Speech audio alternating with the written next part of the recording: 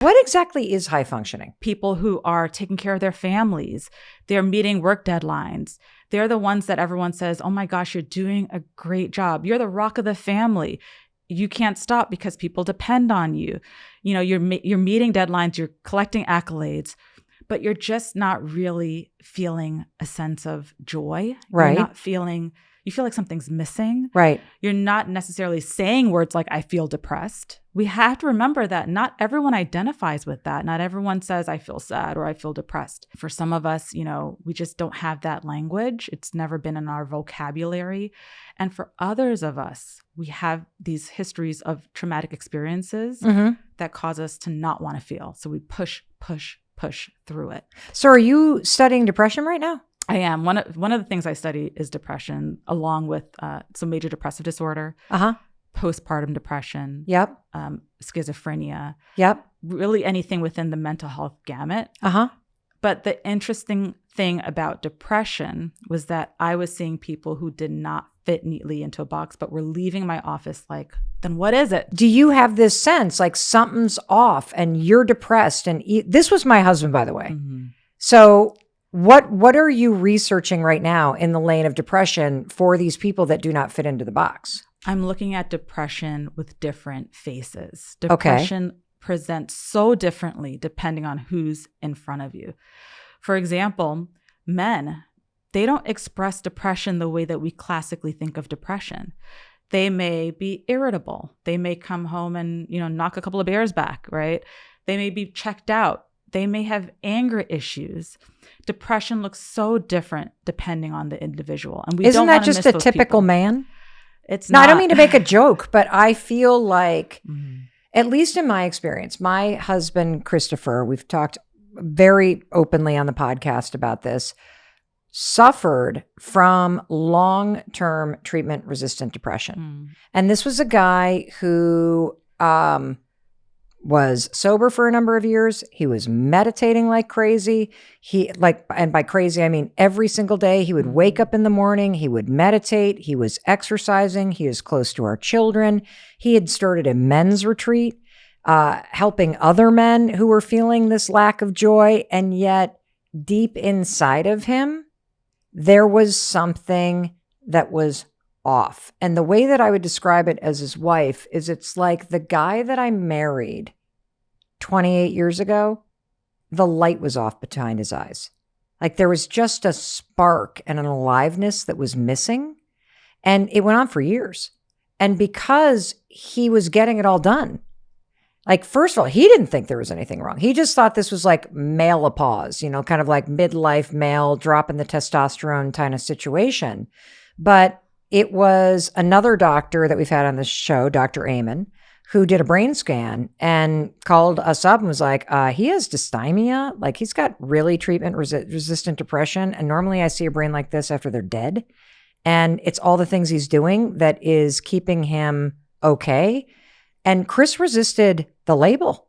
Like he thought it meant that he was weak. And so this is an area that you're looking into, high functioning depression. Is that what you're calling it? Absolutely. The brain imaging is not there yet. So sometimes we see correlations, but it's not, the science isn't that strong yet where we can say we could scan your brain and this happens. Why? Because there's so many factors involved with depression. What is depression? So depression, according to the DSM-5. What is it according to you? Who cares about the DSM-5 right now? No, I'm serious. Like, because you have, just like trauma, DSM describes it one way. I want to hear Dr. Judith Joseph's definition of how you think about depression and why that matters. So again, we do use this construct because we have to be able to study it. Of course. And to use a standardized system. Yes. But like your husband and what you experience with him, people don't always identify with the word depression. I can't tell you how many times someone came into our office and I was like, I think this is high functioning depression. They're like, but I'm not depressed. Well, they don't see this as depression. They're like, well, a depressed person's in bed all day crying. Yes. No, depressed people have something called anhedonia, which is a lack of feeling, a lack of pleasure. And you ask them, well, how do you feel about these things that used to give you joy? Do you feel like seeing people? How do you feel when you enjoy a meal? And they'll say, meh, I don't really enjoy it that much. But if you don't know what the feeling is, if you can't identify it, then you're not going to know that it's depression. So you're just going to be like, well, I guess this is just how it is. You think it's like, midlife men crisis, right? Right. And your husband is classic because running a men's group Yes. sounds like a lot of people depend on him. Yes. Guess who doesn't have time to be depressed? Chris Exactly. Robbins. People depend on him.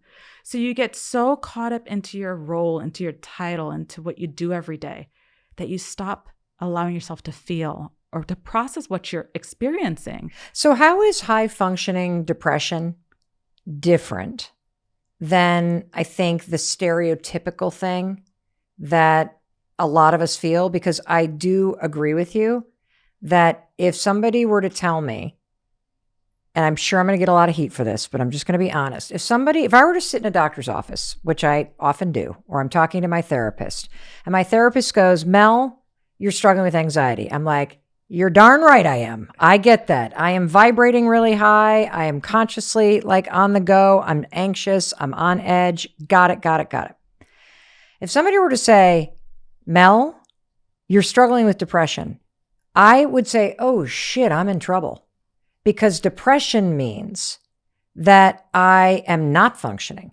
Depression means that I can't get out of bed. It means I am in real like that's a serious thing. Not to say that anxiety doesn't feel serious, but there's something about the bad rap and the reputation that word carries that I don't think is fair to people that experience it, and that hinders somebody from accepting what you're saying, which is, no. You can be a super busy mom and you can be just burning the candle at all ends. And can you describe what the life of somebody that has, quote, high functioning depression looks like, in your opinion? So I wanted to test this theory out because a lot of times as researchers, we're in our labs and we're doing these fun things. No one has any idea what we're seeing or doing because we don't share it, right? Yep. In research, you're just in your little bubble.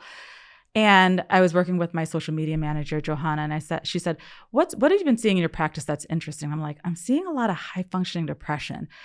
So she said, well, let's make a reel on that. Let's see, or let's make a TikTok on that. Let's see what it looks like. So I did it, typical day in someone with high functioning depression. They get up early before the alarm rings because they have so much pent up angst that they get up before it even rings.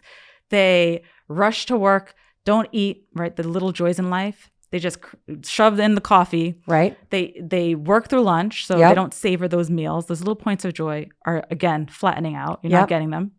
You're coming home. You're too burnt out to even spend time with the people you love, so you just doom scroll. Right? You'd rather look at your kids on your phone than actually play with your kids, right? How many of us are guilty of that, right? So true. So you're missing out on the things that really make life worth living, but you're killing it at work. You're like high functioning. You're like delivering. You're taking care of the kids at home. You're doing all the things. You're not letting anyone down, but you're letting yourself down. You're not feeling anything. You may have anhedonia where things just don't feel as pleasurable anymore. And if you go to a doctor, doctor's not going to say, let's come up with a treatment plan for you because, wait, are you functioning? Yeah. How are things at home? Everyone's fine. Everyone's okay. So no lack of functioning. You have all these symptoms, but no lack of functioning and no distress. Well, come back when you're low functioning. Come back when you're in distress. So we're missing all of these people who have these symptoms that eventually one day will turn into something like a major depression, or will turn into something physical where they're just, the body, something's got to give. Right. Depression, stress all wears on your body. Or they're like coping poorly. They may be over medicating with alcohol or other unhealthy habits, a lot of social media addiction or like work addictions and so forth. So we're missing out on these people before when we can actually do something to stop this from getting into a crisis mode. I have a couple questions because what you just described sounds like me, and I would have called that anxiety. Because when I hear that sort of bolt out of bed, racing thoughts, slam a cup of coffee, always on the go, getting it done, calling the pediatrician on my way into work and, just like go, multitask. I got this, collapse after dinner, down a bottle of wine, go to sleep, wake up, do it again. And I would have called that anxiety. Why is that depression? Generalized anxiety disorder is very different than the criteria for the depressive things that I listed out, right? Depression has certain things that we have studied for years. We've seen them. So like things like a low energy, poor concentration, poor appetite, feeling like you can't focus as much, feeling that psychomotor restlessness. That's a fancy way of saying physical restlessness or physical slowing, right? And so a lot of that restlessness that I described, that is one of the symptoms of major depressive disorder, a lot of it overlaps with anxiety. And a lot of researchers are saying that they're really kind of like the different sides of the same coin, that they travel together. Yes. That's why a lot of the treatments for anxiety are similar to the treatments for depression, like the SSRIs or cognitive behavioral therapy. Anxiety has more physical kind of symptoms with it. So when you go through the symptoms of anxiety, you'll see a lot of physical conditions, excessive worrying, but the two do travel together. So I can see how it can be confusing. Yeah. But when someone is in your office and you're going through the DSM, and I actually do pull it out in my office, and I go through it, I will ask them about, distress, and I'll ask them about functioning. But I've seen depression look so different in my office throughout the years in different cultures and men versus women, and that I know that not everyone identifies with saying I'm sad or I'm depressed or even acknowledging their feelings. So we have to start thinking about it differently and asking it differently, because we wear these masks and we're not aware that we're wearing them. And if you don't have the language to identify it, if you can't name it, then how can anyone help you? You can't even help yourself. What exactly is high functioning? People who are taking care of their families, they're meeting work deadlines. They're the ones that everyone says, oh my gosh, you're doing a great job. You're the rock of the family. You can't stop because people depend on you. You're meeting deadlines, you're collecting accolades, but you're just not really feeling a sense of joy. So we push through it.